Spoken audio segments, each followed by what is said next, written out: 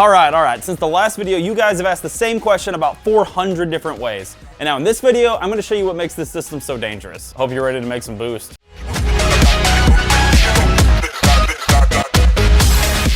Here's the deal, most of the automotive aftermarket doesn't ignore your engine or platform because they hate you. It's really just a simple cost-benefit analysis. You gotta realize that to develop most supercharger kits, it could easily cost $100,000 per platform.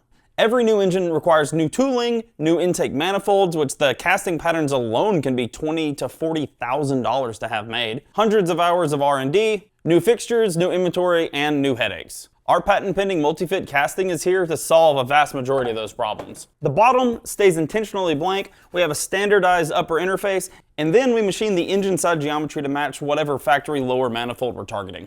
It's not one magic manifold that suddenly fits everything. It's a single casting that can become a lot of different manifolds with just a little bit of machining. And this is why we launched the crowdfunding campaign on Indiegogo. Because scaling this whole thing isn't about just buy a bigger machine and make more parts. It's about being able to support more platforms without turning every single engine into a 6-month-long science project. And this right here is the shortcut. This means we can expand fast, keep pricing reasonable, and let the community decide which platforms we support first. So here's how we're doing the production order. It's super simple. We're gonna let the community steer the roadmap, but we do have to be fair to the people who actually put money behind this. If you order one of our multi-fit manifolds machined, you're automatically at the top of the list. Then we've got $10 votes that are basically push your platform higher up in the queue. Then after that, we've got the free poll that over 3,000 of you guys have voted on our website. So, order first, supported first. Now, admittedly, if I get 10 or 15 orders for a Honda J Series and only one order for a 3.7 or 3.8 liter Ford V6, then the Ford motor will get put behind the J Series. But the time difference between making 7 of these versus only making 1 is basically negligible. It's the first one that's hard.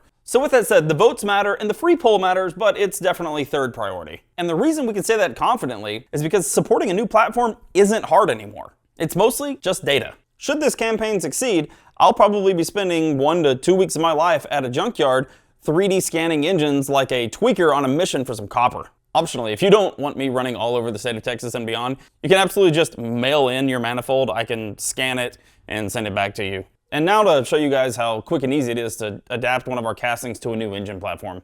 Let's develop a prototype. All right, timer starts now. People keep asking me how hard is it for us to actually support a new platform. So I'm gonna show you with receipts. In this example, I'm starting with just the intake manifold. So we scan the upper mounting flange of the lower manifold, bolt patterns, ports, sealing surfaces, everything we need. When actually on the vehicle, we'll have a little more information like fuel rails and EGR and cooling and things like that. Then we process the scan, cleaned it up, reduce data size, and drop it into CAD. Then struggle with aligning it in CAD, which frankly is the hardest part, fit our adapter geometry to the real scan data, and export the 3D file so we can just 3D print the prototype before machining it in aluminum. From we don't support your engine platform to a full prototype in 26 minutes. Realistically, the hardest part for me is leaving the junkyard without buying something dumb. Now, yes, if you hand me just the intake manifold, obviously I don't have the data for the serpentine belt, but in reality, that's literally only one measurement. It's a distance. That's it. Like, if you can use a tape measure and a square, you're qualified to do this. And it's not hard to implement that in the slightest. Once we have that, it's literally just a matter of clicking and dragging to align it with the serpentine belt geometry. The same reference and the 3D scan of an engine bay does that. Once we have the scan, we have the reality of the engine. Bolt patterns, port placement, engine geometry, angles, offsets, clearances, all of it. We're not using the measure it 12 times and still be wrong method. We're not eyeballing it. We've captured the geometry in 3-dimensional space.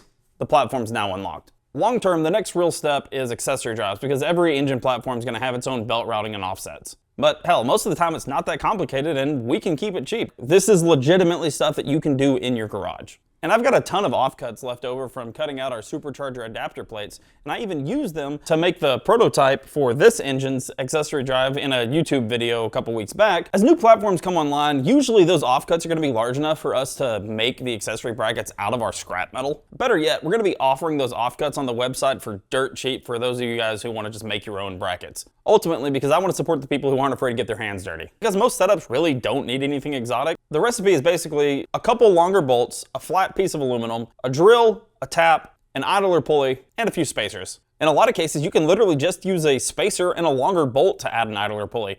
And for those of you guys who can't cut something square, we have idler bushings on the website that are a standard length, but we can also offer custom length ones as well. Because packaging is wildly different across different engine platforms, we actually have two different versions of our lower casting. A narrow one and a wide one. Roughly 4 inches by 18 inches and 6.5 inches by 18 inches. Which one of these you guys get will be dependent on your actual engine platform, but our tooling and fixturing for these two parts are actually exactly the same. So I don't care which one I chuck up in the mill to CNC cut. As for the carb flange boys, I hear you. The wide one obviously has plenty of room to just cut whatever carb flange we want into the bottom of it. Dual 4 barrels. If you guys get me the measurements of what you want machined into the bottom and the model of that intake manifold, I'll absolutely make it. With that said, I also have this guy. But this guy is a little bit silly, but it's super practical. This interface bolts down onto a Holley 4150 flange, and this bolts on top of it with slots to position. So you have forward and back adjustment built into the adapter itself to get your serpentine belt alignment correct for various engine models. Now, I do understand this is a little bit of a weird solution. It kind of bridges the gap between those guys who want to make something fully custom themselves and just provides a little bit of flexibility. Now, if you are running one of these things on a carb flange adapter, you will need to have some sort of bracing to support the front of this. But the bottom flange is a 1/2 inch thick, so you can easily drill and tap and attach some brackets to support it based on different engine platforms and different architectures. This guy could also be pretty useful where firewall clearance is an issue.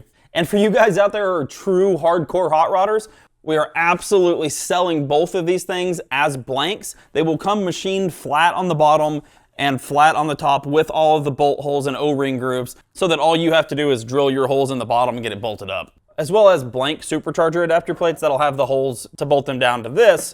That way all you have to do is set it on top of the engine, get your supercharger lined up, drill your own holes. To show you guys how serious I am about supporting the DIY hot rodder, for 60 bucks on the website, I have this laser serpentine belt alignment tool. It just has a magnet and you can stick it to your crankshaft, because aligning supercharger pulley by eye is how you invent new swear words. Something like this is what I actually used to develop my first supercharger kit before designing them in CAD, but I am 100% behind the guys who want to make stuff themselves. Also, while we're on the subject, the 4.3 liter Chevy V6, if anybody has a lower manifold, I need it! Like, I really need one. I mean, like, not like emotionally, but like for science. So that's the follow-up. The patent-pending modular multi-fit casting isn't just a neat part. It's an approach that lets us scale to support engine platforms that most companies would never bother with, and do it without turning performance into open wallet make horsepower. So if you back this project, you're not just buying a part, you're supporting an idea. And with that said, let's change the game.